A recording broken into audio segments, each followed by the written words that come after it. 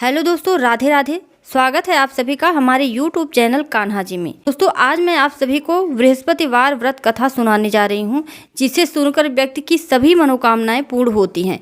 और इस कथा को सुनते समय न उठा जाता है और ना ही बोला जाता है। तो चलिए ध्यान से कथा को सुनते हैं। प्राचीन समय की बात है। भारत में एक राजा राज्य करता था। वह बड़ा प्रतापी एवं दानी था। वह नित्य प्रति मंदिर में भगवत दर्शन करने जाता था और वह ब्राह्मण और गुरु की सेवा भी किया करता था। उसके द्वार से कोई भी याचक निराश नहीं लौटता था।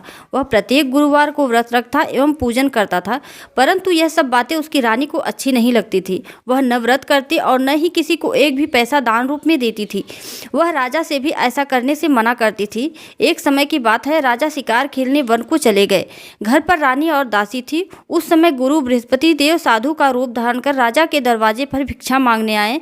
साधु ने रानी से भिक्षा मांगी तो वह कहने लगी, हे साधु महाराज, मैं इस दान पुण्य से तंग आ गई हूँ। इस कार्य के लिए मेरे पति देव ही बहुत हैं। अब आप ऐसी कृपा करें कि सारा धन नष्ट हो जाए और मैं आराम से रह सकूं। साधु रूपी बृहस्पति देव ने कहा, हे देवी, तुम बड़ी विचित्र हो। संतान और धन से कोई दुखी नहीं होता, इसको सभी चाहते हैं। पापी भी पुत्र और धन की इच्छा करता है।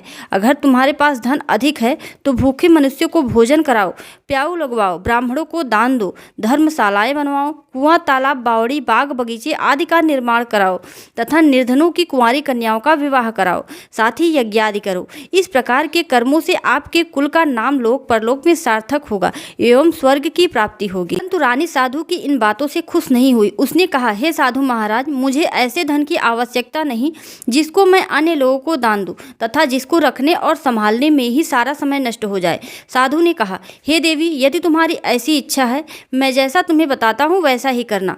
बृहस्पतिवार के दिन घर को गोबर से लीपना, अपने केसों को पीली मिट्टी से धोना, केसों को धोते समय स्नान करना, राजा से कहना कि वह हजामत करवाएं, भोजन में मांस मदिरा खाना, कपड़ा धोबी के यहाँ धुलने देना। इस प्रकार 7 बृहस्पतिवार तक करने से तुम्हारा सारा धन नष्ट हो जाएगा।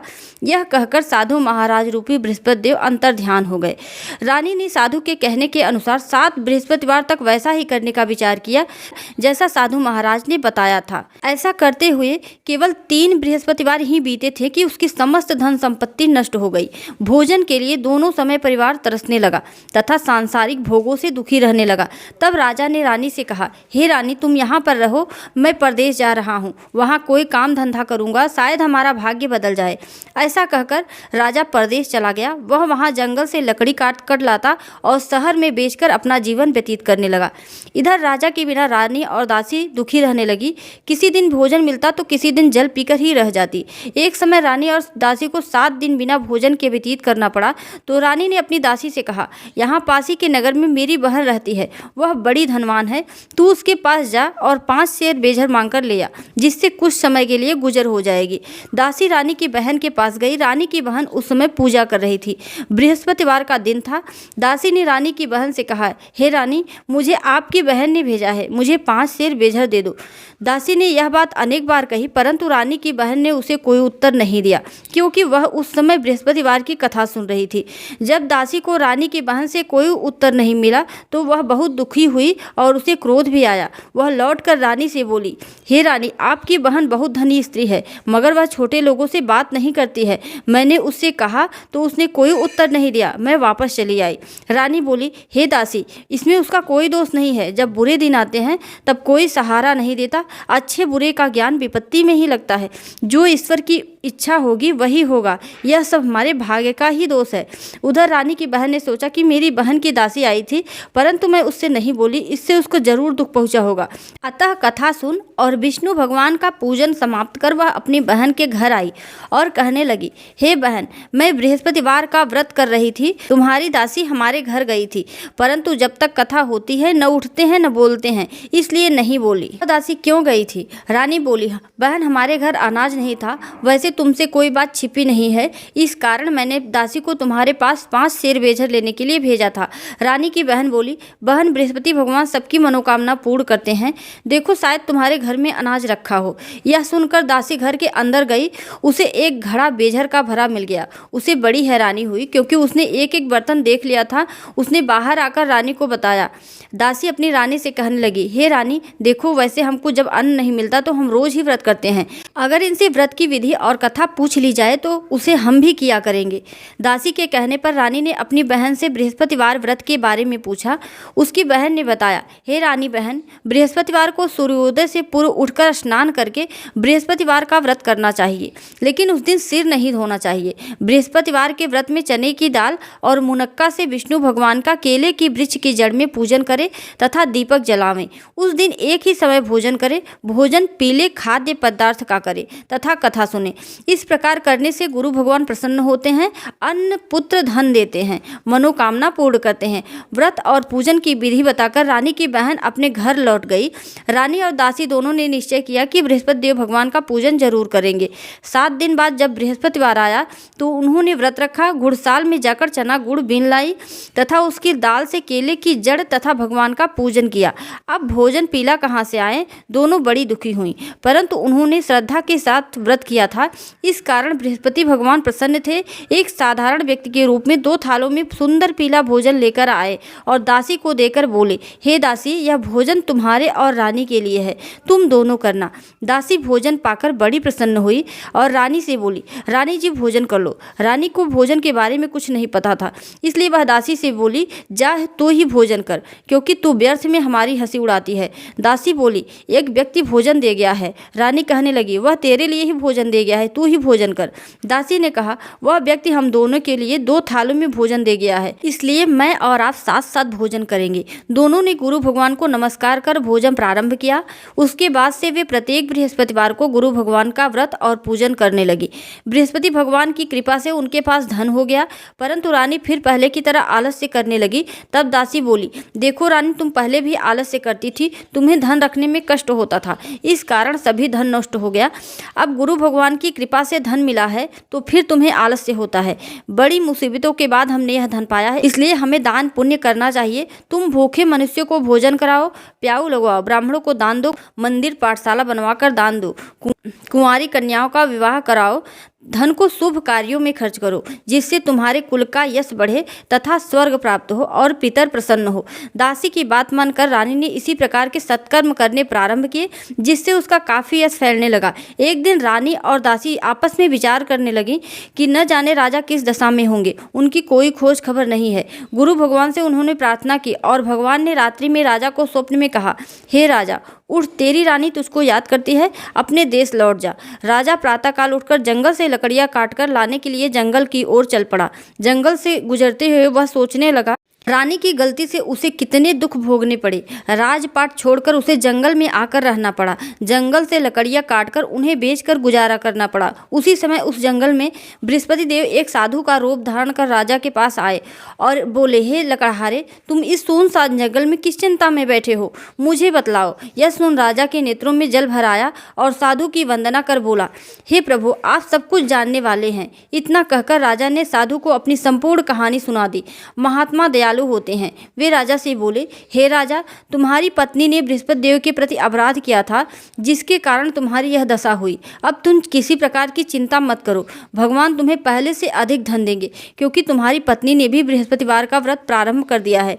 अब तुम भी बृहस्पतिवार का व्रत करके चने की दाल व गुड़ जल के लोटे में डालकर केले का पूजन करो, फिर कथा कहो या सुनो, भगवान तुम्हारी सब मनोकामना पूर्ण करेंगे। साधु को प्रसन्न देखकर राजा बोले, हे प्रभु, मुझे लकड़ी बेचकर इतना पैसा नहीं बचता जिससे भोजन के उपरांत कुछ भी बचा सकूं। मैंने रात्रि में अपनी रानी को व्याकुल देखा है, मेरे पास कोई साधन नहीं जिससे उसका समाचार भी जान सकूं। फिर मैं बृहस्पति देव की कहानी भी नहीं जानता हूँ, मुझे तो कुछ भी नहीं मालूम है। साधु ने कहा, हे राजा, तुम किसी प्रकार की चिंता मत करो। बृहस्पतिवार के दिन रोजाना की तरह तुम लकड़ियां लेकर शहर जाओ, तुम्हें रोज से 2 गुना धन प्राप्त होगा, जिससे तुम भली भांति भोजन कर लोगे तथा बृहस्पति देव की पूजा का सामान भी आ जाएगा। बृहस्पति देव की कथा इस प्रकार है। बृहस्पति देव की कथा। प्राचीन काल में एक बहुत निर्धन ब्राह्मण था। उसको कोई संतान नहीं थी। वह नित्य पूजा पाठ करता था, परंतु उसकी स्त्री अत्यंत मलिनता के साथ रहती थी, न स्नान करती थी, न ही किसी देवी देवता का पूजन करती थी। प्रातः काल उठते ही सर्वप्रथम भोजन करती थी, बाद में कोई अन्य काम करती थी। ब्राह्मण देवता बहुत दुखी रहते थे। पत्नी को बहुत समझाते पर परिणाम कुछ न निकलता, वही ढांक के दो पात। भगवान की कृपा से ब्राह्मण की स्त्री को कन्या उत्पन्न हुई। वह कन्या अपने पिता के घर में बड़ी होने लगी। वह बालिका प्रातः स्नान करके भगवान विष्णु का जाप करती। वह बचपन से ही बृहस्पतिवार का व्रत भी करने लगी। पूजा पाठ समाप्त कर स्कूल जाते समय अपनी मुट्ठी में जौ भर कर ले जाती और पाठशाला के मार्ग में डालती जाती। वही जौ स्वर्ण के हो जाते, जिन्हें बीनकर वह घर ले आती। एक दिन वह बालिका सूप में जौ को साफ कर रही थी, तभी उसकी माँ ने देख लिया और कहा, हे बेटी, सोने के जौ को फटकने वास्ते सोने का सूप भी होना चाहिए। दूसरे दिन गुरुवार था। कन्या ने व्रत रखा और बृहस्पति देव से प्रार्थना करके कहा, हे प्रभु, यदि मैंने सच्चे मन से आपकी पूजा की हो तो मुझे सोने का सूप दे दो। बृहस्पति देव ने उसकी प्रार्थना स्वीकार कर ली। रोजाना की तरह वह कन्या जौ फैलाती हुई स्कूल चली गई। स्कूल से लौटकर जब वह जौ बीन रही थी तो बृहस्पति देव की कृपा से उसे सोने का सूप भी मिला, जिसे वह घर ले आई और उससे जौ साफ करने लगी। उसकी माँ का वही ढंग रहा। एक दिन की बात है, वह कन्या सोने के सूप में जौ को साफ कर रही थी। उस समय उस नगर का राजकुमार वहां से होकर निकला और कन्या के रूप और कार्य को देखकर वह उस पर मोहित हो गया। राजमहल आकर भोजन तथा जल त्याग कर उदास होकर लेट गया। राजा को जब राजकुमार द्वारा अन्न जल त्यागने का समाचार पता चला तो वह अपने मंत्रियों के साथ अपने पुत्र के पास गए और बोले, हे पुत्र, तुम्हें किस बात का कष्ट है? किसी ने तुम्हारा अपमान किया है अथवा कोई और कारण है? मुझे बताओ, मैं वही करूंगा जिससे तुम प्रसन्न हो जाओ। राजकुमार ने अपने पिता की बातें सुनी। वह बोला, मुझे आपकी कृपा से किसी प्रकार का कोई दुख नहीं है। किसी ने मेरा अपमान भी नहीं किया है, परंतु मैं उस लड़की के साथ विवाह करना चाहता हूँ जो सोने के सूप में जौ को साफ कर रही थी। यह सुन राजा आश्चर्य में पड़ गया और बोला, हे बेटा, इस तरह की कन्या का पता तुम लगाओ, मैं तुम्हारा विवाह उसके साथ अवश्य ही करवा दूंगा। राजकुमार ने राजा को उस लड़की के घर का पता बताया। मंत्री उस लड़की के घर गया और राजा का आदेश ब्राह्मण को सुनाया। कुछ ही दिन बाद ब्राह्मण की कन्या का विवाह राजकुमार के साथ संपन्न हो गया। कन्या के घर से जाते ही उस ब्राह्मण देवता के घर में पहले की भांति गरीबी का निवास हो गया। अब भोजन के लिए अन्न भी बड़ी मुश्किल से मिलता था। एक दिन दुखी होकर ब्राह्मण अपनी पुत्री से मिलने गया। बेटी ने पिता की दुख की अवस्था को देखा और अपनी माँ का समाचार पूछा। ब्राह्मण ने सभी हाल कहा। कन्या ने बहुत सा धन देकर अपने पिता को विदा कर दिया। इस तरह ब्राह्मण का कुछ समय सुखपूर्वक व्यतीत हुआ, लेकिन कुछ ही दिन बाद फिर वही हाल हो गया। ब्राह्मण फिर अपनी कन्या के यहाँ गया और सभी हाल कहा तो पुत्री बोली, हे पिताजी, आप माताजी को यहाँ लिवा लाओ, मैं उन्हें वह विधि बता दूंगी जिससे गरीबी दूर हो जाएगी। ब्राह्मण देवता अपनी स्त्री को साथ लेकर अपनी पुत्री के पास राजमहल में पहुंचे तो पुत्री अपनी माँ को समझाने लगी, हे माँ, तुम प्रातः काल उठकर प्रथम स्नान आदि करके विष्णु भगवान का पूजन करो तो सब दरिद्रता दूर हो जाएगी। परंतु उसकी माँ ने उसकी एक न मानी। वह प्रातः काल उठकर अपनी पुत्री का बचा जूठन खा लेती थी। एक दिन उसकी पुत्री को बहुत गुस्सा आया। उसने एक रात कोठरी से सारा सामान निकाल दिया और उसमें माँ को बंद कर दिया। प्रातः उसमें से निकाला, स्नान आदि करा के पूजा पाठ करवाया। फलतः माँ की बुद्धि शुद्ध हो गई। उसके बाद से वह नियम से पूजा पाठ करती और प्रत्येक बृहस्पतिवार को व्रत रखने लगी। इस व्रत के प्रभाव से उसकी माँ भी बहुत धनवान हो गई और बृहस्पति देवता के प्रभाव से स्वर्ग को गई। वह ब्राह्मण भी सुखपूर्वक इस लोक का सुख भोग कर स्वर्ग को प्राप्त हुआ। इस तरह कहानी कहकर साधु देवता वहां से लोप हो गए। धीरे धीरे समय व्यतीत होने पर फिर बृहस्पतिवार का दिन आया। राजा जंगल से लकड़ी काटकर किसी शहर में बेचने गया। उसे उस दिन और दिनों से अधिक धन मिला। राजा ने चना गुड़ आदि लाकर बृहस्पतिवार का व्रत किया। उस दिन से उसके सभी क्लेश दूर हो गए। परंतु जब अगला गुरुवार आया तो राजा बृहस्पतिवार का व्रत करना भूल गया। इस कारण बृहस्पति भगवान नाराज हो गए।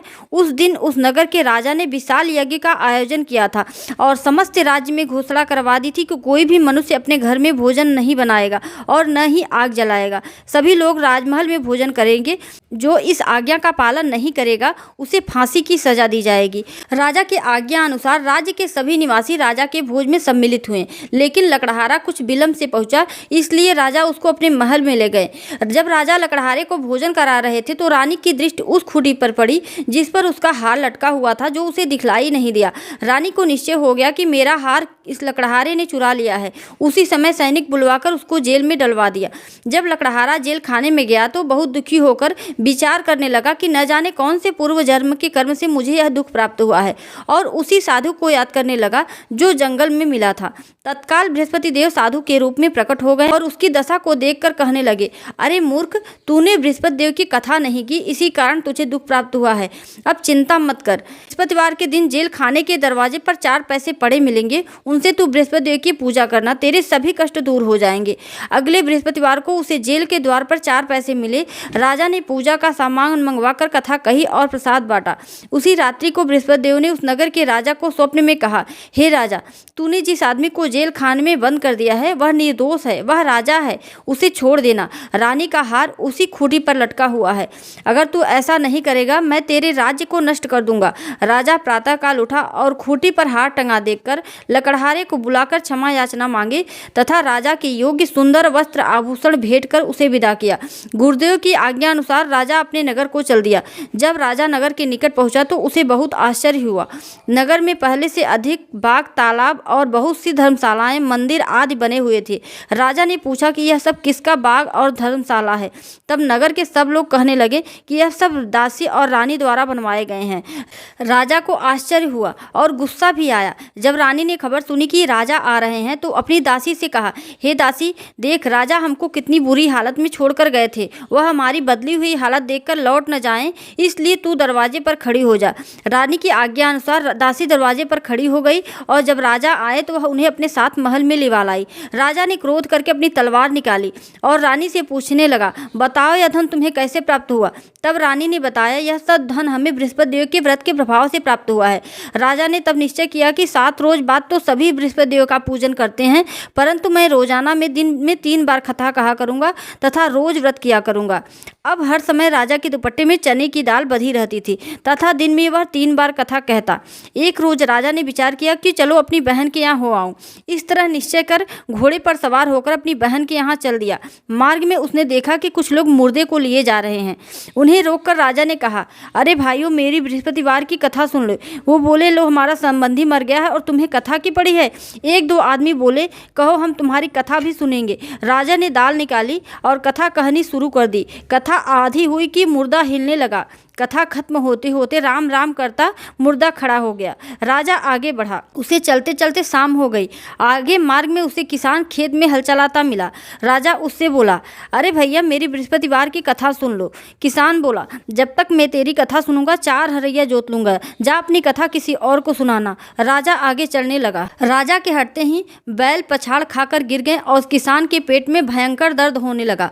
उसी समय किसान की माँ रोटी लेकर आई। उसने जब यह देखा तो पुत्र से सब हाल पूछा। बेटे ने सभी हाल बता दिया।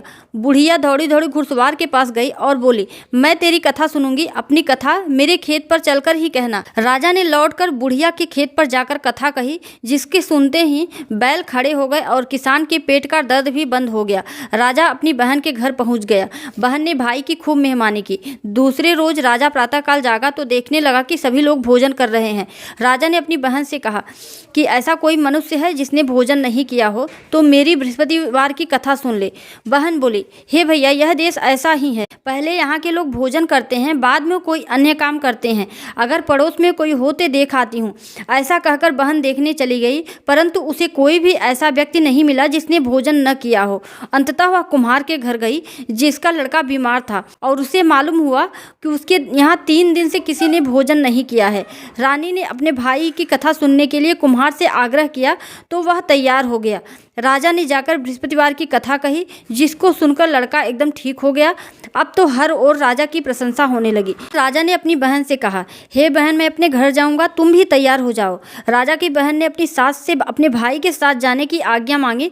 सास बोली, चली जाना, पर अपने लड़कों को मत ले जाना, क्योंकि तेरे भाई को कोई संतान नहीं होती है।